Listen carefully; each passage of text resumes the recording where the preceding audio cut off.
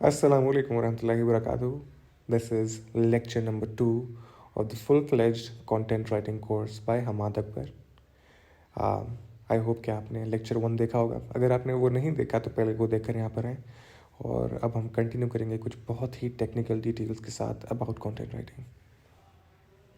जैसे कि हमने लेक्चर 1 में कहा था और मैं वो वाली बातें रिपीट कर देता हूँ। इस बात पे मैं एम्फसाइज़ इसलिए करता हूँ क्योंकि जो चीज़ हम सिर्फ देखते हैं और सुनते हैं उस चीज़ का इतना इम्पैक्ट नहीं होता।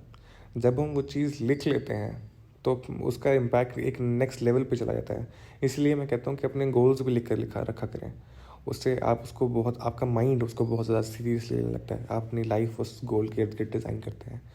तो जो भी बातें इस लेक्चर में होंगी आपने उनको बारी बारी बुलेट पॉइंट्स की सूरत में अपने पास नोट डाउन करना है, ताकि आपको बार बार ये वीडियो ना देखनी पड़े। ये बहुत ही एक इनएफिशिएंट प्रोसेस होता है। हम समझते हैं ये वीडियो यहाँ फ्री अवेलेबल है तो हम इसको दोबारा आके देख लेंगे, विच इज़ नॉट बैड, कोई बुरी बात नहीं है उसमें। लेकिन बेहतर यह है कि आप उसको अपने पास लिख कर रखें, बिकॉज देन वो मेरे कंटेंट से आपका कंटेंट बन जाएगा, आपका अपना पर्सनल कंटेंट जो आपको खुद बेहतर समझ में आएगा। It's like taking notes. Okay, best of luck.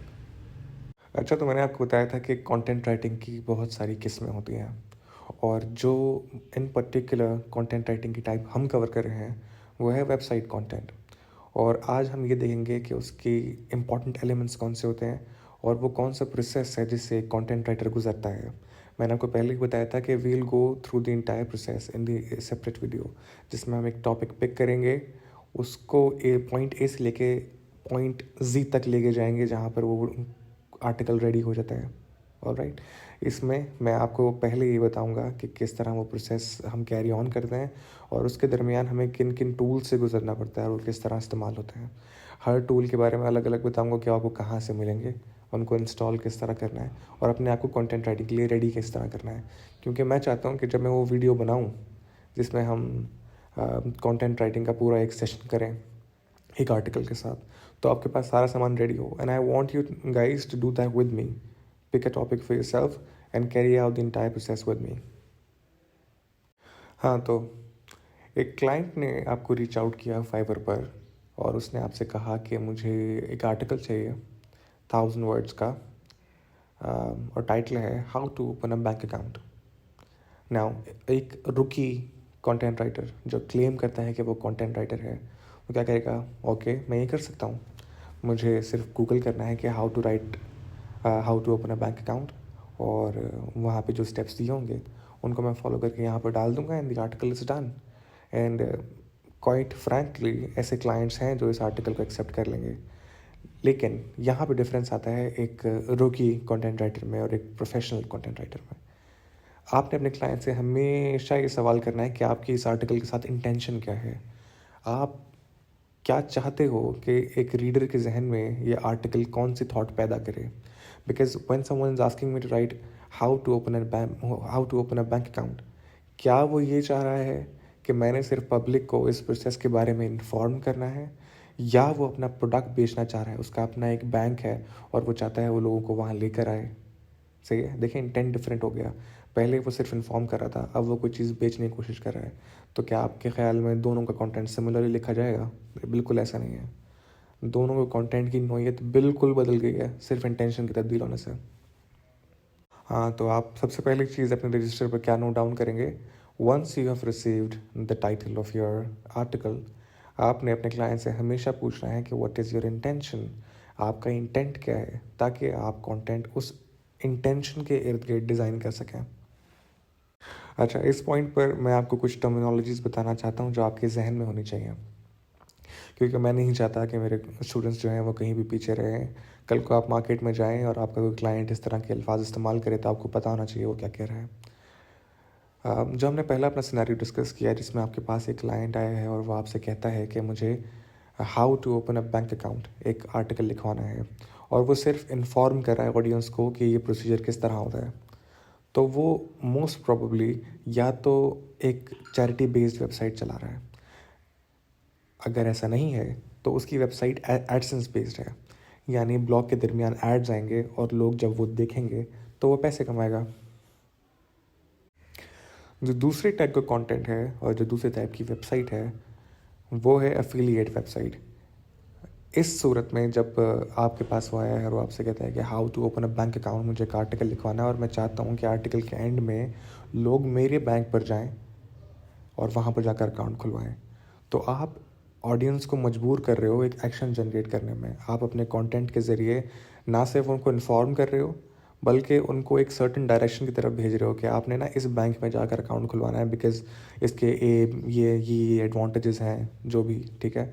Now this is where the skill of the content writing comes in, कि आपको इस तरह कंटेंट लिखना है कि ना ये भी ना लगे कि आप कोई चीज़ बेच रहे हो।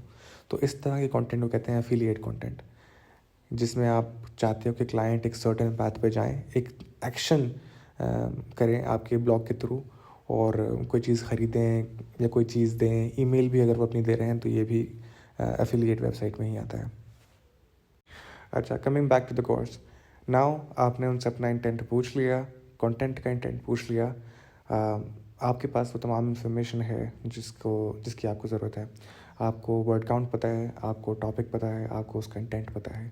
ये 3 मेन चीज़ें हैं जो आपको पता होनी चाहिए। एक सर्टेन पॉइंट पर जब आप पहुंच जाते हो तो आप वर्ड काउंट पूछना ही बंद कर देते हो। आपको खुद अंदाज़ा होता है कि कब एक टॉपिक की जो रिक्वायरमेंट है वो ख़त्म हो गई है। लेकिन इनिशियली यू शुड नो कि वर्ड काउंट कितना है, और 90% ऑफ द क्लाइंट्स हमेशा आपको बताएंगे, क्योंकि वो कंपेरेटर्स का वर्ड काउंट देख रहे होते हैं। और बेसिक रूल ऑफ थंब ये है कि आपका जो वर्ड काउंट है वो आपके कंपेरेटर्स वर्ड काउंट से ज़्यादा होना चाहिए। इस पॉइंट पर यूड आस्क योर क्लाइंट, ख़ास तौर पे अगर ये एफिलिएट कंटेंट है, कि आपकी कोई ऐसे कीवर्ड्स हैं जो आप इंक्लूड करना चाहते हैं। कोशिश करनी है कि वो आपको 3 से ज़्यादा कीवर्ड्स ना दें, ख़ास तौर पे if you writing a piece of 1000 words. कुछ क्लाइंट्स होते हैं जो 10-10 कीवर्ड्स देते हैं, तो फिर उनके अराउंड कंटेंट लिखना बहुत मुश्किल हो जाता है, और वो कीवर्ड की इंक्लूजन बहुत ऑब्वियस हो जाती है। कुछ लोगों का सबसे बड़ा मसला ये होता है, और वो नज़र आ रहे होते हैं कि नए नए कंटेंट राइटर्स हैं, जब वो कीवर्ड इंक्लूड करते हैं तो साफ पता लग रहा होता है कि जो सेंटेंस डिज़ाइन हुआ है ये सिर्फ ये कीवर्ड इंक्लूड करने के लिए हुआ है। जबकि एक्सपीरियंस्ड कंटेंट राइटिंग की ज़रूरत ही तब पड़ती है कि कीवर्ड इंक्लूड भी हो जाए और पता भी ना लगे कि ये इंक्लूड हुआ है। This is SEO. गूगल को पता नहीं चलना चाहिए कि आपने इसको अपने आर्टिकल को ऑप्टिमाइज़ किया है। अगर इतना ऑब्वियस हो रहा है कि भाई ये कीवर्ड सिर्फ इसलिए इंक्लूड किया है क्योंकि इसकी ज़रूरत थी, तो आप प्रोफेशनल कंटेंट राइटर नहीं हो। अच्छा, टाइटल टैग, आपका इंटेंट वाला question tag, word count tag, and now you have the keywords too. ये चारों चीज़ें हो गई। Now you go into your research phase. You open up a document, जिसको मैं ड्राफ्ट डॉक्यूमेंट कहता हूँ। उसमें अपने आप हेडिंग डालोगे जिसमें आपका टॉपिक का नाम लिखा होगा, फिर आप कीवर्ड्स की हेडिंग डालोगे जहाँ पर कीवर्ड्स लिखे होंगे, फिर आप वर्ड काउंट की हेडिंग डालोगे जहाँ पे वर्ड काउंट लिखा हुआ होगा, and now you'll head with the word draft, और आप अपने टॉपिक पर रिसर्च शुरू करोगे। The first thing that you're going to do is search the entire topic on Google. जो गूगल का पहला पेज होता है उस पे 10 रैंकिंग आर्टिकल्स आ रहे होते हैं। इस पहले पेज को बोलते हैं SERP, सर्प। तो अगर वो कंटेंट पहले 10 रैंकिंग्स पर रैंक कर रहा है तो ये इस बात की निशानी है कि इस टॉपिक पे अवेलेबल बेस्ट कंटेंट है। पहले जो एड्स हैं उनको ओपन नहीं करना, आपने उनको डिसरिगार्ड कर देना है। अब आपने बारी बारी इन 10 लिंक्स को खोलना है, अपने पास सारे एक साथ खोल लेना है, और आपने आइडेंटिफाई करना है कि कौन से ब्लॉग्स आपके जो क्लाइंट की इंटेंशन है, जो वो चाहता है अपनी ऑडियंस को कम्युनिकेट करना, या जो एक्शन वो जनरेट करना चाहता है उसके साथ कंसिस्टेंट है। आपने इन 10 आर्टिकल्स में से उन आर्टिकल्स को नैरो डाउन कर लेना है। वंस आपने उनको नैरो डाउन कर लिया, आपने ड्राफ्टिंग शुरू करनी है। यानी आपने वो कीवर्ड्स आइडेंटिफाई करने हैं। इन 4 आर्टिकल्स में से 4-5 आर्टिकल्स में से वो पैराग्राफ्स आइडेंटिफाई करने हैं जो आपको लगता है आपके आर्टिकल में यूज़ हो सकते हैं। बी वेरी केयरफुल, आप इनमें से कुछ भी डायरेक्टली यूज़ नहीं कर सकते। हम ये क्यों कर रहे हैं? ताकि हमें अंदाज़ा हो जाए कि किस तरह का कंटेंट गूगल को पसंद आता है। हर क्लाइंट चाहता है कि उसका जो आर्टिकल है वो सर्व पर रैंक करे, और अगर ये आर्टिकल्स पहले से रैंक कर रहे हैं तो हमारे लिए आसानी हो जाती है आइडेंटिफाई करने में कि हमें इस तरह का कंटेंट लिखना है। आप वो पैराग्राफ्स लेकर कॉपी करके अपने ड्राफ्ट डॉक्यूमेंट में सेव कर लोगे। मैं बार बार कह रहा हूँ कि हम ये सेम कंटेंट अपने ओरिजिनल आर्टिकल में यूज़ नहीं कर सकते। हम इसको प्रॉपरली पैराफ्रेज करेंगे। पैराफ्रेज भी अच्छा वर्ड नहीं है, बल्कि हम सिर्फ इसको आइडिया के लिए ले रहे हैं कि हमने इसको किस तरह जनरेट करना है, क्योंकि आप as a new content writer इस काबिल नहीं होते कि आप सिर्फ एक कीवर्ड को पकड़ कर उस पर पूरा पैराग्राफ लिख दो। हम शायद 1 साल या इवन 6 महीने में अगर आप लगातार कंटेंट राइटिंग करते हो तो आप ये स्किल डेवलप कर लोगे। आपके पास वोकैबुलरी का इतना बड़ा पूल होगा और आपके पास सर्टेन स्ट्रक्चर का भी एक एक्सपीरियंस होगा कि किस तरह का सेंटेंस स्ट्रक्चर या पैराग्राफ स्ट्रक्चर गूगल को पसंद आता है। अच्छा, इस पॉइंट पर मैं बहुत सारी टेक्निकलिटीज़ में जा सकता हूँ, जो एक स्कूल ऑफ थॉट्स हैं जिसमें डिबेट है कि पैराफ्रेजिंग भी गलत है और सब से रिसर्च करना भी गलत है। लेकिन मैंने कुछ कंटेंट राइटर्स देखे हैं जिनका पूरा करियर सिर्फ इसी तरह की रिसर्च पर टिका हुआ है, और वो इसलिए क्योंकि ये प्रोसेस आसान है। ये वो प्रोसेस है जो न्यू यूज़र फ्रेंडली है। लोग ये रियलाइज़ नहीं करते कि हर किसी में ये काबिलियत नहीं होती कि वो ज़ीरो से नया कंटेंट बना सके, स्पेशली जब वो उसका कोर सब्जेक्ट नहीं है। फॉर एग्ज़ाम्पल, मुझे कोई रीच आउट करता है कि मुझे उनको एक प्ले लिख कर देना है। Now this is something that is creative. यहाँ पर मैं किसी और की हेल्प लूँ, which this is ethically wrong. मुझे एक ओरिजिनल प्ले लिख कर देना है, लेकिन एक शख्स मुझसे कह रहा है कि मुझे बैंक अकाउंट कैसे खोलना है। This is existing knowledge, this is factual knowledge. मेरे लिखने में और किसी और के लिखने में फ़र्क नहीं होगा। बैंक अकाउंट खोलने का तरीका सेम ही रहेगा। I just have to tell it differently, ताकि गूगल को लगेगा एक सेपरेट आर्टिकल है। My article should be helpful, it should be answering a question, it should be following the intent of the client, and that is all it needs. वंस आपने वो draft document बना लिया तो आपको ऑटोमेटिकली एक introduction paragraph नज़र आ रहा होगा, आपको फिर सब हेडिंग्स नज़र आ रही होंगी जिसको कंपनी बॉडी कहते हैं, और आपको एक कंक्लूजन नज़र आ रहा होगा। अभी ये कंटेंट सारा रफ है और ये सारा प्लेजराइज्ड है। अगर आप उठाकर किसी को भेज देंगे तो ये बहुत ही अनएथिकल और ग़लत हरकत होगी। Now comes in the real content writing part. आपकी एक मॉडरेटली भी इंग्लिश अच्छी है और आप विलिंग हो अपने आप पर काम करने के लिए। मैं नहीं कह रहा कि आपका पहला आर्टिकल ज़बरदस्त होगा। एक्चुअली उसमें बहुत सारी गलतियाँ होंगी और बहुत सारी कमियाँ होंगी, लेकिन we all have to start somewhere. I started somewhere.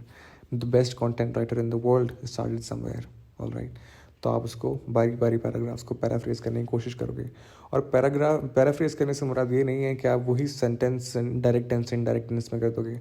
आपने एक उसी कहानी को उठाकर डिफरेंट तरीके से सुनाना है और कोशिश करनी है कि जो उस आर्टिकल के एलिमेंट्स हैं, यानी कि छोटे पैराग्राफ्स, छोटे सेंटेंसेस, एनालॉजीज़, ये सारे इस्तेमाल करते हुए एक ऐसा कंटेंट डिज़ाइन करें कि आपके रीडर को शुरू से लेकर एंड तक पढ़ने का दिल करे। This is the most important point. Her paragraph लिखने के बाद आपने ख़ुद से एक सवाल करना है कि मेरा रीडर जो सर्च कर कर इस ब्लॉग पर आया है, यानी how to open a bank account which is just an example, क्या वो उसको मिल रहा है? क्या उसे इस सवाल का जवाब मिल रहा है? हर पैराग्राफ के बाद अगर कोई भी पैराग्राफ या किसी भी सेंटेंस में ऐसी बात हो रही है जो इस सवाल को आंसर नहीं करी, तो वो एक्स्ट्रा है। आपने फ्लफ सेंटेंसेस या फ्लफ वर्ड्स नहीं डालने। ये सबसे बड़ा बुरा इंप्रेशन पड़ता है जब आप किसी इंटरनेशनल क्लाइंट के साथ डील कर रहे होते हैं। उसे एक भी फ्लफ सेंटेंस नज़र आता है तो वो बुरा मान जाता है, उसको अच्छा नहीं लगता। ये वर्ड काउंट ज़ाया करने वाली बात है। वंस आपने उस ड्राफ्ट डॉक्यूमेंट को यूज़ करते हुए उसको पैराफ्रेज करके, उसको चेंज करके, वही स्टोरी अपने तरीके से सुनाकर नया आर्टिकल तैयार कर लिया जिसमें हर वर्ड ओरिजिनल है, हर वर्ड आपका अपना है, हर आइडिया आपका अपना है, तो now you have an entirely new document जिसमें बहुत सारी गलतियाँ होंगी। ऑप्टिमाइजेशन की गलतियाँ, जो टेक्निकल गलतियाँ हैं कंटेंट में, वो चेक करने का तरीका है उसको योस्ट कहते हैं या वो आपका एसईओ स्कोर बताता है कि आपका जो कंटेंट है वो कितना ऑप्टिमाइज है। लेकिन उसको फ़िलहाल आप इग्नोर करोगे, उसको ज़रा साइड लाइन कर देते हैं। अभी हम ऑप्टिमाइजेशन की बातें नहीं करेंगे क्योंकि मुझे अपने स्टूडेंट्स को कंफ्यूज नहीं करना। एसईओ के लिए विल डू समथिंग सेपरेटली कि एक एसईओ आर्टिकल किस तरह लिखते हैं, उसके कुछ चेकलिस्ट है, वो मैं उसके लिए सेपरेट एक वीडियो बना दूंगा, उसकी आप टेंशन नहीं लेनी। अच्छा, इस पॉइंट पर आपको ये चेक करना है कि आपका जो कंटेंट है वो ग्रामेटिकली किसी एरर से 2-4 तो नहीं है, क्योंकि अगर कोई ग्रामेटिकल एरर है, कोई स्पेलिंग मिस्टेक है, इतना बुरा इंप्रेशन पड़ता है इस चीज़ का कि आप किसी लायक नहीं रहते। अगर मैं अपने क्लाइंट को एक आर्टिकल भेज दूँ और उसमें कोई स्पेलिंग मिस्टेक निकला है या कोई ग्रामेटिकल एरर निकला है, मैं बहुत शर्मिंदा होता हूँ। और ऐसा हुआ है क्योंकि ये तो वो गलती है जो बिल्कुल नहीं होनी चाहिए। अगर एक टेक्निकल गलती है जो मेरी एक्सपीरियंस की वजह से हो रही है, इट्स ओके, वो मुझे एक रिवीजन देगा, मुझे कुछ सीखने का मौका मिलेगा। लेकिन अगर उसने बताया कि आपने डिलाइट की स्पेलिंग गलत कर दिया है, बहुत बहुत अफसोसनाक हरकत है ये। तो यहाँ पर हम एक टूल यूज़ करते हैं जिसको हम ग्रामरली कहते हैं। वो ग्रामरली यूज़ करने के दो तरीके हैं, या तो आप वेबसाइट पर जाकर पूरा डॉक्यूमेंट अपलोड करते हैं grammarly.com पर। इससे फ्री टूल, प्रीमियम फीचर्स की आपको ज़रूरत नहीं पड़ेगी। या फिर अपने वर्ड जो आपका सॉफ्टवेयर है उसके अंदर आप इसको इंटीग्रेट कर सकते हैं। वो कैसे करना है उसके लिए मैंने एक अलग वीडियो बनाई है, और उसका जो लिंक है वो मैं डिस्क्रिप्शन में इंक्लूड कर दूँगा। अगर अभी आपको वो लिंक नज़र ना आए तो समझ जाइएगा कि वो वीडियो अभी अपलोड नहीं हुई, कुछ टाइम में हो जाएगी, ज़्यादा टाइम लगाऊंगा इंशाल्लाह। अच्छा, तो वंस आपने अपने ग्रामेटिकल एरर्स ठीक कर लिए तो आपके पास एक आर्टिकल है जिसमें इंटेंट क्लियर है, जो 1000 वर्ड्स का है, कोई ग्रामेटिकल एरर्स नहीं है, और आप ये क्लेम कर रहे हैं कि ये ओरिजिनल है। लेकिन आपका क्लेम काफ़ी नहीं है, आप अपने क्लाइंट को दिखाना है कि ये बिल्कुल ओरिजिनल काम है और ये प्लेजरिज्म फ्री है। जिसके लिए हम एक और टूल यूज़ करते हैं जिसको हम टर्निटन कहते हैं। एक दूसरा सॉफ्टवेयर है जिसको हम कॉपीस्केप कहते हैं। ठीक है, कि दोनों सॉफ्टवेयर्स आप यूज़ कर सकते हो, दोनों प्रोग्राम्स आप यूज़ कर सकते हो, और अपना जो प्लेजरिज्म परसेंटेज है वो चेक कर सकते हो। रिमेंबर, ज़रूरी नहीं है कि आपका जो प्लेजरिज्म काउंट होना चाहिए वो 0% होना चाहिए, ऐसा नहीं है। I think 3 to 5% is acceptable, unless and until आपने पूरी कोई 3 लाइनें उठा के डाली हुई हैं। वो 3 to 5% टर्मिनोलॉजीज़ की वजह से आता है। फॉर एग्ज़ाम्पल, मैं लिख रहा हूँ how to open a bank account, तो कुछ टर्म्स हैं जो मैं चेंज नहीं कर सकता। ठीक है, जैसा कि बैंक इटसेल्फ, किसी बैंक का नाम वो किसी और आर्टिकल में शो हो रहा होता है तो उस पर प्लेजरिज्म आता है। इसका मतलब ये नहीं है कि आप 5% उठा के 4 लाइनें कहीं से उठा के डाल देंगे, ऐसा नहीं होगा। अच्छा, तो हमारे नेक्स्ट लेक्चर में ये जो पूरा प्रोसेस मैंने आपको बताया है उससे हम गुजरेंगे। मैं चाहता हूँ कि आपके जो लैपटॉप में नेक्स्ट वीडियो से पहले MS ऑफिस डाउनलोडेड होना चाहिए, उसमें ग्रामरली इंटीग्रेटेड होना चाहिए, आपके पास कॉपीस्केप या टर्निटन का एक्सेस होना चाहिए, और आपको तैयार होना चाहिए वक्त निकाल कर कि जब मैं वो प्रोसीजर कर रहा हूँ आप भी मेरे साथ वही प्रोसीजर रिपीट कर रहे हो। आपने ख़ुद अपना एक टॉपिक चूज़ करना है, उस टॉपिक पर रिसर्च करनी है, एक पूरा आर्टिकल बना के दिखाना है। देयर इज़ अ चांस कि मैं आपसे कहूँ वो आर्टिकल्स मुझे भेजें और मैं आपको चेक करके बताऊँगा कि इसमें कमियाँ क्या हैं। Alright, so this is Ahmad Akbar signing out. See you in the next lecture which will be coming very soon. अच्छा, last but not the least, अगर आपने ये वीडियो एंड तक देखी है तो आप कमेंट करेंगे आई एम तरक्की पजीर, और मेरे आपसे 2 रिक्वायरमेंट्स हैं। एक, आप मुझे ये बताएंगे कि इस पूरे लेक्चर में कौन सी ऐसी बात आपको नई सुनने को मिली जो आपने पहले कभी नहीं सुनी थी। नंबर 2, कौन सी ऐसी बात है जो आपको समझ नहीं आई और आप उस पर एक्सप्लेनेशन चाहोगे या उस पर सवाल करना चाहोगे।